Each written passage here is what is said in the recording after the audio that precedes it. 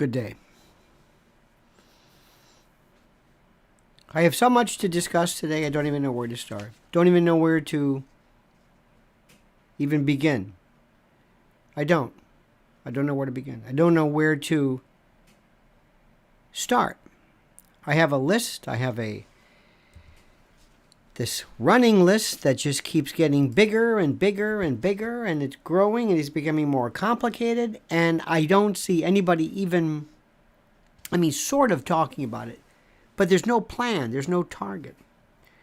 So let me tell you, first of all, let me thank you for being here. Thank you for being a part of this. Thank you for joining us. Thank you for joining our efforts. Let me remind you that it is critical that you subscribe. We live in a world of metrics and currency. In order for people to understand the worth of what you're doing, it has nothing to do with what you say. It has nothing to do with what you think. It has nothing to do with your wisdom. It has to do with your metrics. People will listen to anyone if they have 1 million followers. You can listen to anybody and say, this is ridiculous. He has 1 million, he has 10,000. Oh, okay. It's the currency of information. It's the currency of thought. That's why it's critical that you have to subscribe to this. You have to like these videos. We have to bolster this, because what I'm doing and why I'm a problem for most people is that I do not have a doctrinaire approach to left or right. I don't do it like that. It doesn't work like that. There's no such thing as that. I don't know where this came from. I also have no time for people who don't do anything but just talk about stuff. I happen to spend a good piece of time this morning going through a lot of the Fox News. I had it on YouTube and kind of like the playlist, and it was one person after another, some great commentators, great folks, and nothing will be done. It's just, that is it. Let me say this again. Social media, and I guess cable news, or which basically makes its way to social media, that is it. Those are the elections. That's the arena of change. That's it. Nothing is being done except talking about it. Let me say that again. People think that if somebody slams, or the new one is torches, that a great piece with Tommy Lahren somehow is a substitute for mass traction voter turnout. I don't know where we are with this. There is nothing being done. You have two concomitant behaviors going on. Number one, and this is important, number one, you have people who are doing nothing. This is the Democrats who are doing their thing, but they're not doing anything. There's no change. They're not interested in anything. There's some other aspect, some force, whether it's the intel arm of this, but nothing's really happening. And you have the Republicans who just go on TV and talk about it. Or talk about Anheuser-Busch or Tucker or something like that. Okay? You understand what I'm saying? So please, I want to get the word out to people that we have a new calculus here, a new way of looking at this. This is not your mother and father's, your grandfather's political commentary. I'm not a Republican. I am not a Democrat. I don't know what those words mean. They mean nothing to me. They don't describe anything. Politics makes weird bedfellows or strange bedfellows. That is true. So we welcome you. Please subscribe. We appreciate your contributions with super chats and super stickies and everything. We appreciate that because it keeps us going. Because this, if I had my druthers, if I had my desire, I would be doing this nothing but 24 hours a day. Nothing. I would be the clarion call. I would be the voice, the prophet. I would try my best to say, you're doing this wrong. We have to retool everything. I met the other day with a group of New York Republicans, they're well-intended, but they absolutely are worthless because they don't do anything. Without elections, This is a waste of time. This is the debating society. Without elections, it's like you and me deciding, like talking about music, the evolution of music, whether the Beatles or the Stones. I mean, that's just debating. That's nice. Now let's get down to brass tacks. And listen to me carefully. Number one, habituation. You have been hit with this for so long and so often. Without surcease, you have been hit repeatedly, over and over and over, regarding Biden. Thank you, Ricky Lee. Thank you, dear. Sir. I don't even know Ricky Lee. Thank you, Ricky. Thank you. This, of course, is a manual crepitation. That is a signal of affirmation and approbation. Thank you. This week, it was reported that he was a no-show. He appeared 3 times. 3 times, appearing by sticking his head into a room and saying hi and leaving. Going somewhere, we don't know. The 25th Amendment is screaming out his name. The 25th Amendment is the ability, is the avenue of some form of, well, it's the avenue of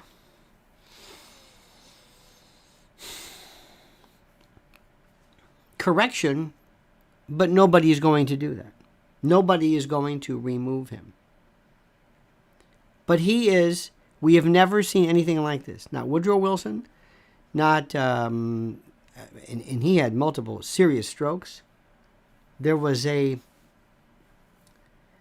what's his name? There was this one senator, I believe, who was out for 3 years with a stroke. I forget his name. He was out for 3 years. We have Feinstein, who was out. We have Fetterman, who was out. We have more and more. Think about what I'm saying to you. Think about what I'm saying. More and more, you are being seen, people who cannot physically answer the call of duty. Think about what I'm saying to you. Think about this. And nobody's saying anything. They actually talked about Trump perhaps being decrepit because he held a glass funny or something along those lines. I do not even know how that works. Next, history will show us and shows us that Harry Truman was the most frightened regarding an intelligence industrial complex. This is something that was post-OSS, post-Cold War, but he saw right away, just an analog to the standing army. Our founding fathers were most frightened of a standing army, people who could basically be mobilized and utilized to take over. They're just standing there. Remember something. Whenever you see a drill that is going on, be very careful of the process, or what am I saying? Be very careful of the drill going hot. Be very careful of a drill going hot, meaning going live. And history will show you, if you would like me one day, on my private channel, I've talked about this many times, how events that occurred, that were terrible in our history, happened to coincide with actual military drills, so that when the two happened concomitantly and simultaneously, nobody could tell what was a drill and what wasn't. Think about this. You are having former spooks lying. Morell and others saying, sign this. Okay, put this thing together and say that Hunter Biden's laptop was not that it was Russian disinformation. Okay, sure. Absolutely. Former. Why? I get my money on the back end. I get my deal on the back end. I'm going to work for CNN. I'm going to work for MSNBC. I'm going to work for whatever it is, some think tank, some whatever it is. I'm not going to do anything right now by interrupting my potential for success by involving myself in something as unnecessary as, I guess, what amounts to my showing some form of morality. I can't do that. I can't say that Tucker's laptop was Russian disinformation. I can't do that. They did it. They did it. Can you imagine if doctors got together and said, yeah, I'm going to... And the medical community one time, I can't even tell you the level of disappointment I am. They have become... I thought they cared about us. I thought first do no harm was their thing. But you have folks right now who sat back and said, okay, I'm doing this. Let me sign this. The laptop was Russian collusion. It wasn't. It wasn't. Clearly it wasn't. I'm not just saying that. It wasn't. So when you have Brennan and everybody else signing these things, and then later on saying, well, and nothing happening, does it ever amount, does perjury ever rise to the occasion? Does anything ever amount to perjury? Does perjury ever enter? Does anybody ever worry about that anymore? This is incredible. Do you understand what's happening right now? You have people who are telling you that if you deny elections, you're an election denier. But if you lie about an election, if you basically lie, that's okay. What are you doing about this? Let me ask you, what are you doing about this?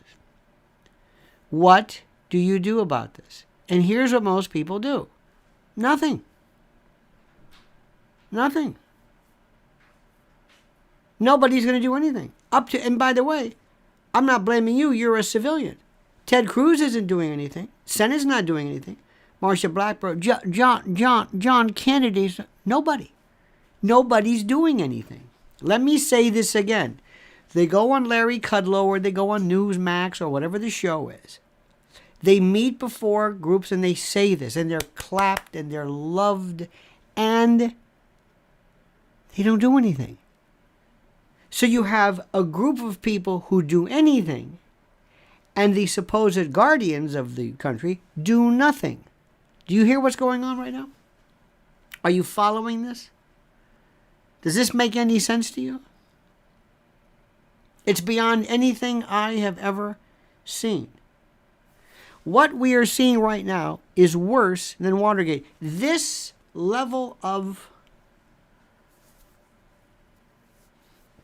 this pathology is so, this corruption has no, listen to what I'm saying, there is no parallel. There's nothing.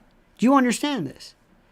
Watergate was nothing compared to this. Watergate was Richard Nixon and the plumbers and his immediate staff trying to break into the DNC, trying to spy on the Democrats, worried somehow about losing the elections, whatever. But that was it.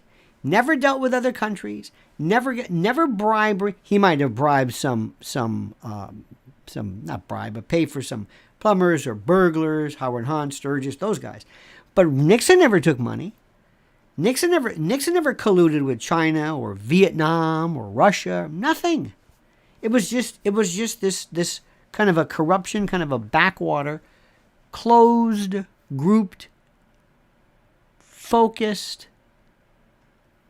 corruption that dealt with his own re-election. That was it. It's wrong, but that was it. There's nothing like that. Fred Brown says, Lionel, you were the best, thank you. What happened to My Pillow and other ads? Watergate was minor compared to those last few years. My pillow is here. I am doing this and speaking on behalf of my friends. I do this on my other channels. I thank you for that. And as far as Watergate was indeed minor compared to this. Without a doubt it was minor. Without a doubt it was minor. In levels that you can't imagine. There is no comparison. Nothing. This is worse than Watergate. We have right now a whistleblower that is talking about bribery. We're talking about accusations involving the president, his family, as vice president, in office, dealing with other countries, treason, high crimes, misdemeanors, actual crimes themselves. This is beyond anything anybody has ever seen.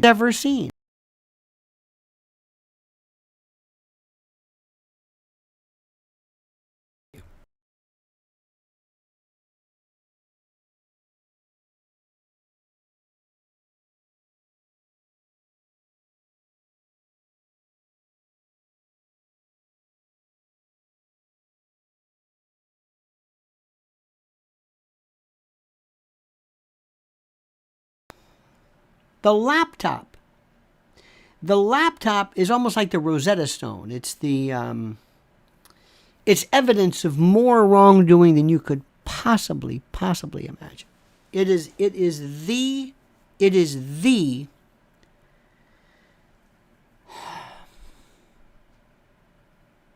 why people keep track of things. I have no idea.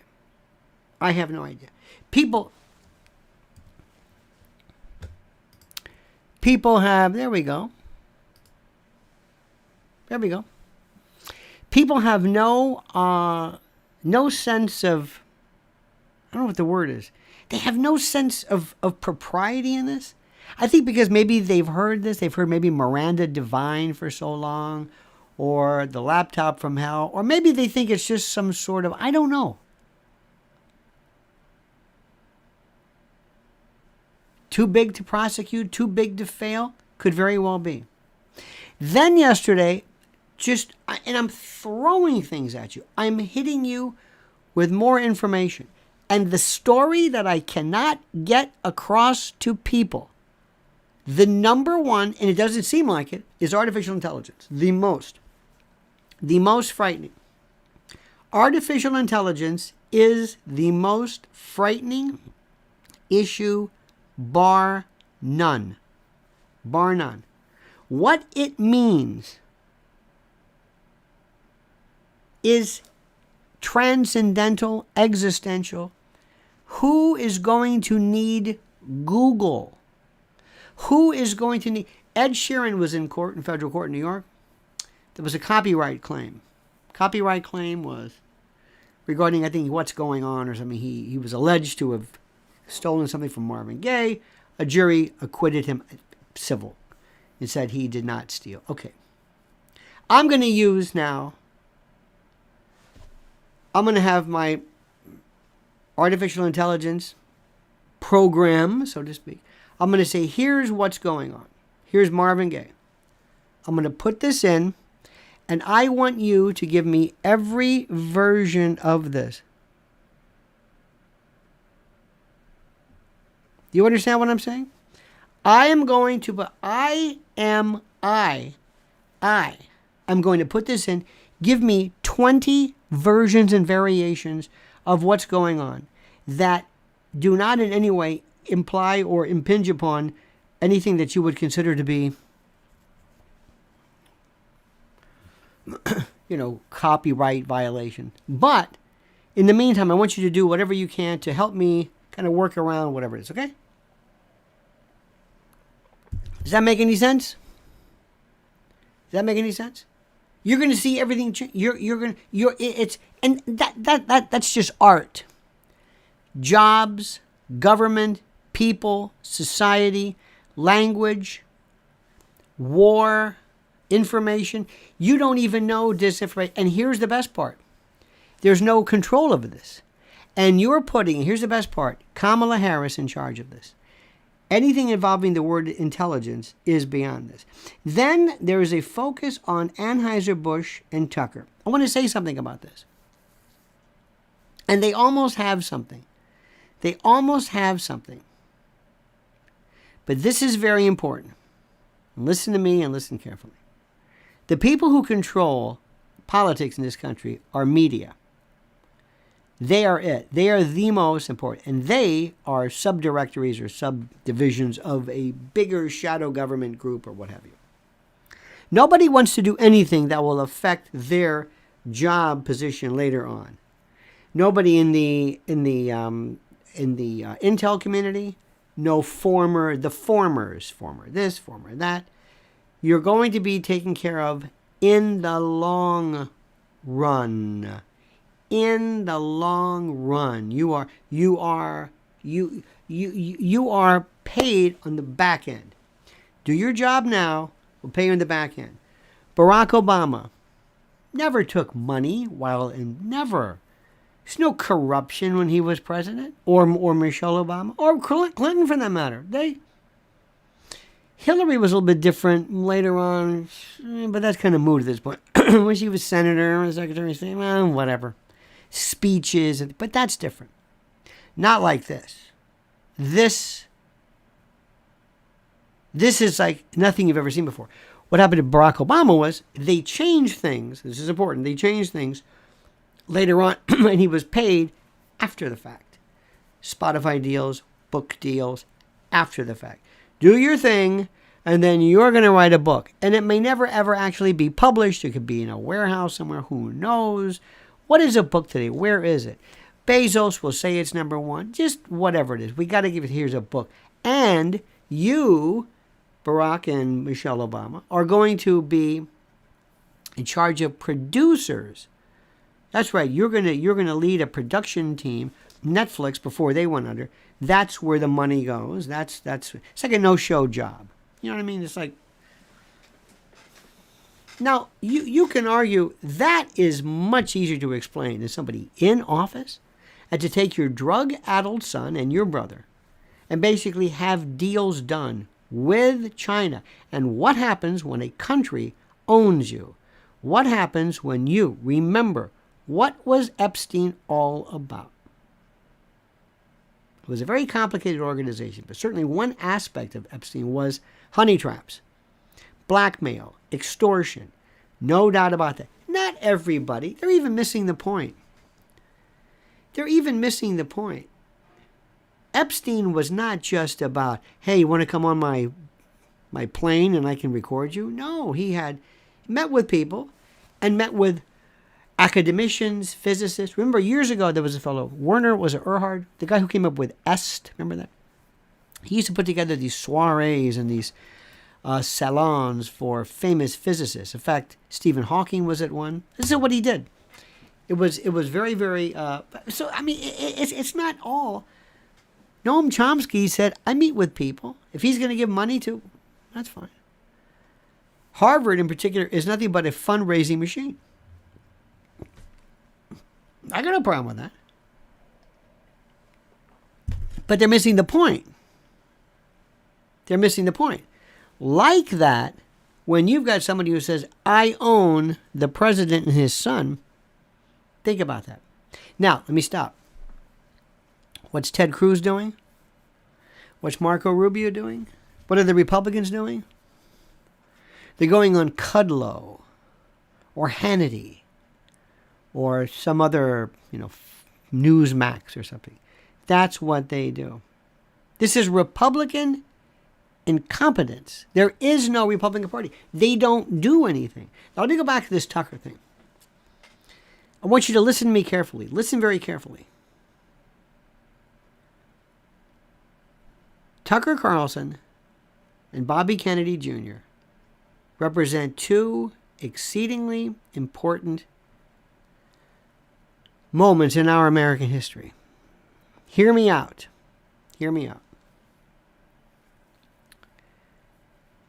They represent a change, Bobby Kennedy in particular, as far as prototypical, usual alignment with what have you. Tucker did not align himself with quintessential prototypical Republican ideology. He didn't. And that was a problem. He was anti-war. People aren't anti-war.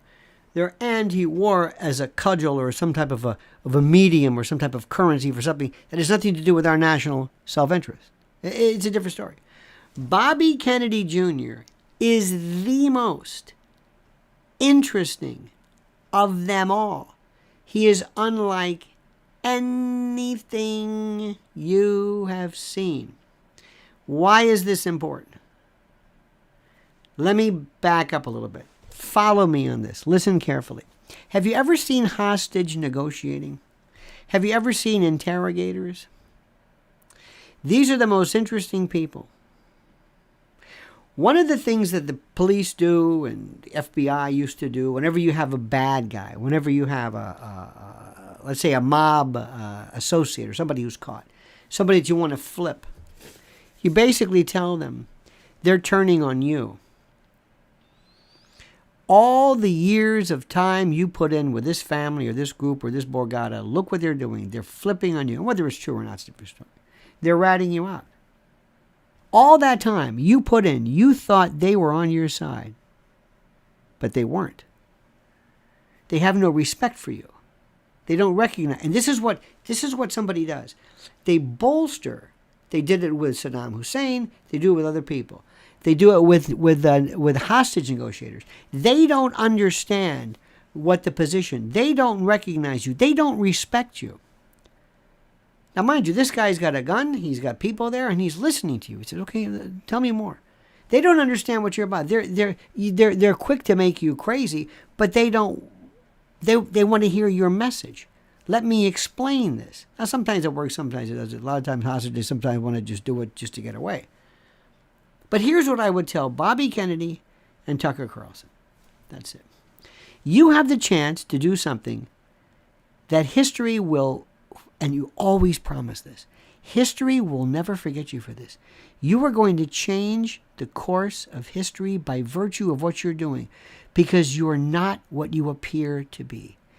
Tucker, you are not a Republican. Bobby Jr., you are not a Democrat.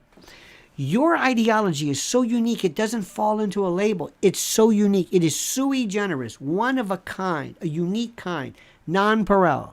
You don't fall into categories. And what they're doing is they don't recognize what you're doing. And Bobby, look who the people who were coming out against you. You dared to speak about anybody else. You dared to speak against certain communities, including your family. They've called you everything in the book. You're crazy. You're a conspiracy theorist. You're a nut. You were the bravest. You, if anybody, your relatives have this phony baloney profiles in courage, which, by the way, might have been written by, who was it, Ted Sorensen or somebody else. But why aren't you getting this? Oh, no. Your family came out in Politico railing against you. They turned on you. Is this the way? Is this the spirit of the Kennedys? Is this your father? Now, stop. Tucker, what have you done? You broke away from everybody. Every single night, people would tune in because they would say, "What are you going to say? I can't follow this guy." And that's what made you so dangerous. You didn't fall into the usual trap. You weren't necessarily pro-war. You talked to Viktor Orban. You did this. You dared to provide a different narrative regarding Russia. Do you understand what you've done? Do you understand how you are respected around the world? Do you recognize this is your chance? This is your chance to come out of the recesses and to stand up for something that nobody ever believes in, and that is integrity and guts, and you've got it. And if you were to somehow, I don't know how, join forces, you would go on, you would say, "Ladies and gentlemen, young people," whatever it is, Listen to what we have to say. Look at what Bobby Kennedy is saying. That makes so much sense to what usually would be considered to be Republican. Gender stuff and that easy stuff. Tucker is a different story. Tucker thinks more in terms of surveillance, Glenn Greenwald, Assange. See, those two guys, this is terrible to say this, you have to understand something. They are better on foreign platforms, not American. Please don't say that, don't take this the wrong way. We have the most childish folks there. I mean, it is so, you have to really listen. There's a couple of things here that's really intriguing. And I've told you this about, the bottom line is not social media, but streaming and digital platforms. That's the future. That's here. It's here. The other stuff is not even. I saw, somebody sent me the other day an article, a commentary, a discussion. I think it was Stephen Miller. I think it was Hannity. Somebody sent me, and Tommy Lahren. Somebody actually said, "Bring in Tommy Lahren." Now, with all due respect to her, you're kidding me, right? What does it tell you? Don't think we're anything other than what we are. We're CNN with an attitude. We got Tommy Lahren. Now, again, I'm not trying to be mean, but no. This is no. I know what they're trying to do. They're trying to let you know we're going to pretend that we're serious, but we're really not. And we're going to keep saying the same thing. I can't say this enough. Bobby Kennedy Jr. poses an existential threat to the Democratic Party. And Tucker poses an existential threat to Republicans. He's not a conservative. He is, and the whole word conservative, that word we're going to throw away completely. Now, the next issue. You are never going to hear anybody even discuss what's happening in the news. Remember Nord Stream? Forgotten. Never touched. What about a drone attack hitting the Kremlin? Anybody talking about that? Nope. The world is. Well, not here. Not here. Why is that, do you think? Why is that? Why is that? Because, and this goes back to Carol Quigley, Tragedy and Hope, the left-right paradigm. You can call it uniparty. It goes back forever. They use the term uniparty came up, I think it was Wendell Willkie, 1940, 44, something like that. The idea that you have one party and you have two different sides of the same coin. The pretend determination of these parties or whatever they are. That's what we're looking at right now. That is what we're looking. That is what's happening right now. Listen to me and listen carefully and listen like you've never listened before. We are at the brink right now of something so critical. So critical. And what could change everything is the way information is presented. If the American public understood what was happening, things would change. But they don't because of a number of reasons. Number one, ennui, boredom, torpor, ignorance, distraction, laziness, frankly, and also the idea that for too long, this was not something they involved themselves in. They weren't involved in this. I want you to think about very carefully what I'm saying. We're going to be back tonight at 7 p.m. to fill in, to follow up with this. 7 p.m. I have some business meetings I must attend to. I want you to listen to this. I want you to listen to me. Fan of Chef says, thank you, Lionel, for being here for us. You are one of the few that still got it. Thank you. fan of Chef, thank you. And I mean that sincerely. I want you to understand something, and I appreciate that, fan, more than you can imagine. Your generosity and also your kind words.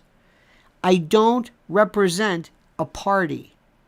I've never represented a party. I don't represent a movement. I don't represent a side. People hate that.